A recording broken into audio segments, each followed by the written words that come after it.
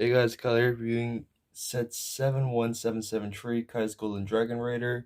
This set released June 1st this year, retails for €85 and comes with 7 minifigures. Well, that said, let's get into the review. So starting with the first minifigure we have in this set is Kai in his golden armor. I think this looks really great. It's very reminiscent of his hero armor from season 13. You can see as well he also has the resistant hood, which, I mean, it looks pretty good.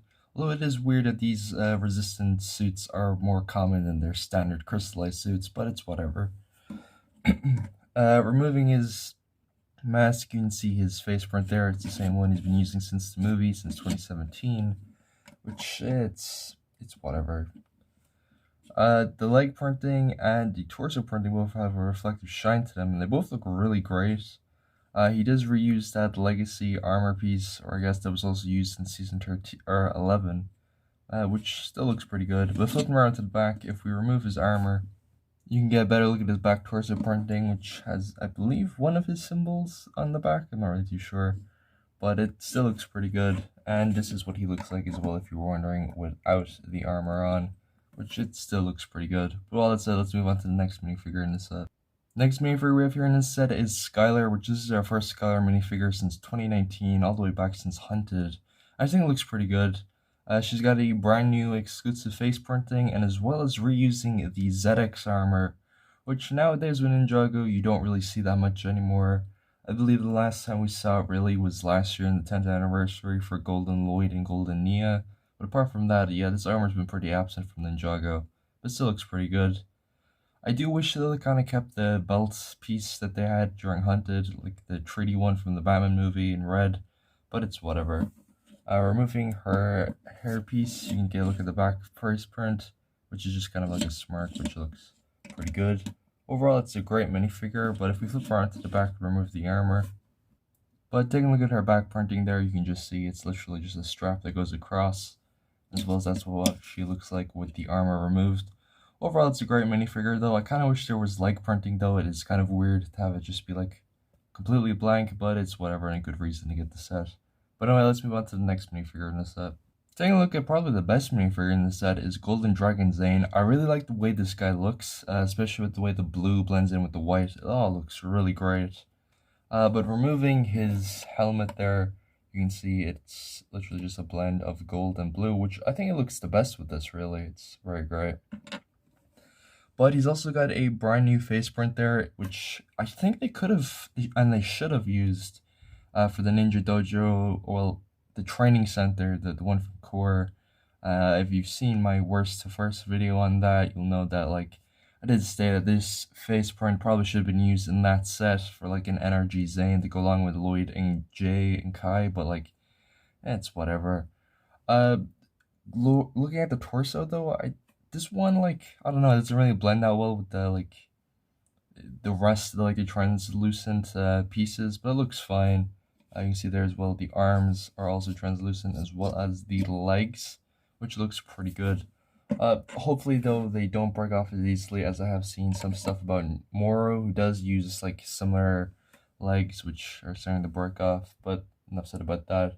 The wings are also just the Evo wings, but this time they're in gold and blue for Zayn, since he didn't get an Evo Dragon this year. But flipping around to the back, you can see the back armor there, which just uses 2 Technic pins to hold the wings. But if we remove this armor piece, you can get a better look at his back torso print there, which it looks fine. It's a bit weird, I don't know. I think they definitely should have put, like, the symbols on the back or something. This is also what Zayn looks like without his helmet, or without the armor on.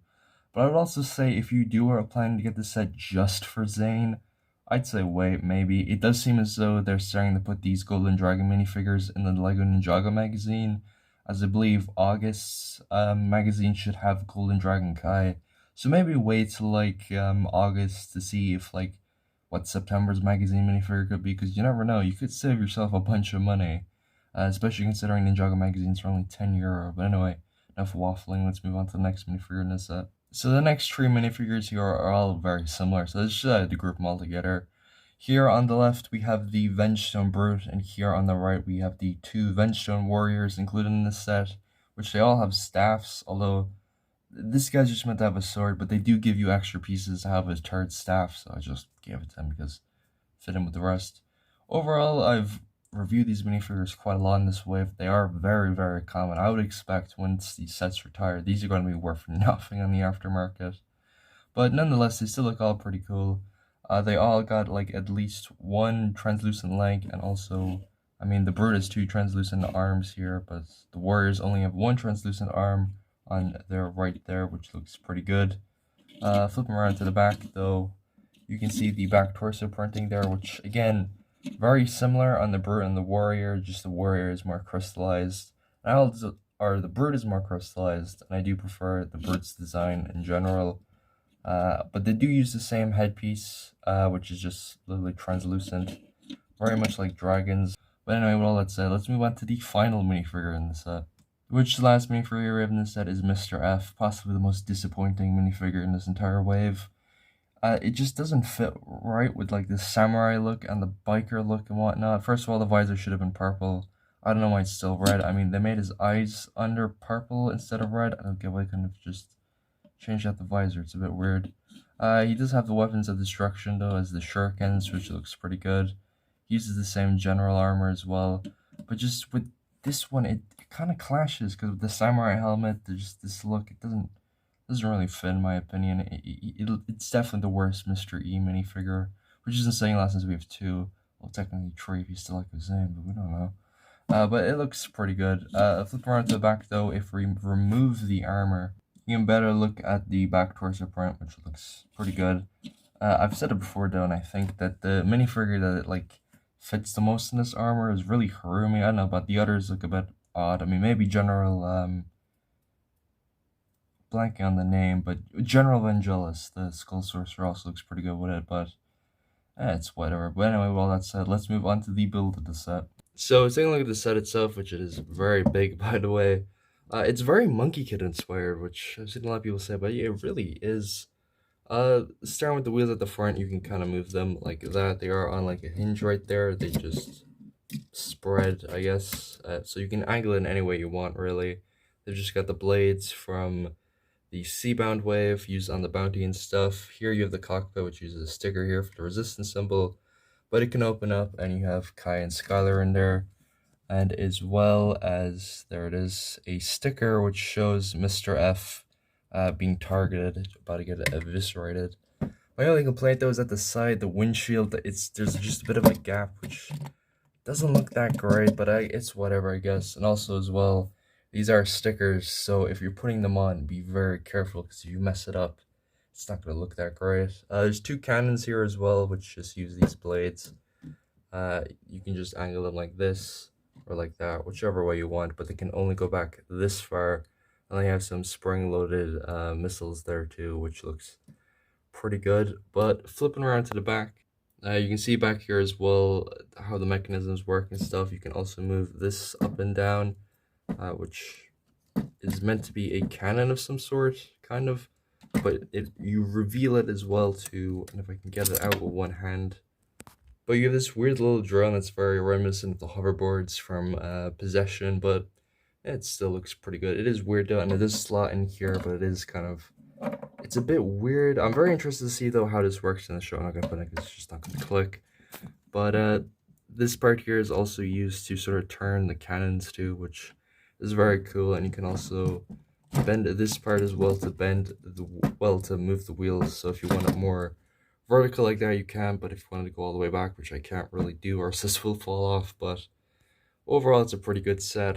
But with all that said, let's move on to the instructions, which don't look good whatsoever. Flip around to the back though. Continue flipping. We have a Rebuild the World ad, and we have an ad for the rest of the sets, which I've nearly reviewed all of them now. Stay tuned for the coming weeks for review of the Samurai X mech and the Crystal King's Temple, and that's about it, because I am not buying that set. That is a waste of money. You see my worst of first video, you know all about it. But anyway, yeah, that's much just to say it. Let's move on to the box and my final opinion. Which, saying like the front of the box here, you have this like very cool like view of the raider on top of like a highway or something that's destroyed, fighting off the Council of the Crystal King. Up here as well, you have Lloyd with the 4 dragon heads, which looks pretty good. And you just have the minifigures down here and whatnot. I really do like, and I said this in every review, But I really love the way like the box art is getting crystallized. I think that's pretty cool.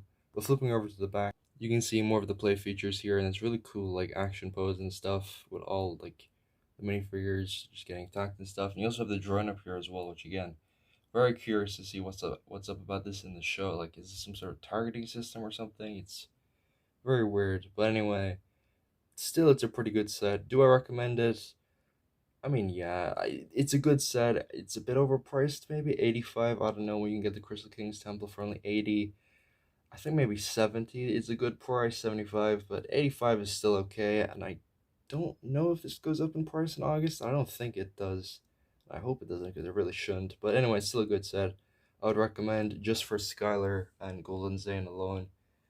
Mr. F, though, you suck so much. But anyway, if you enjoyed today's video, make sure to like, comment, subscribe, all that good stuff, and I'll see you in the next one. See you.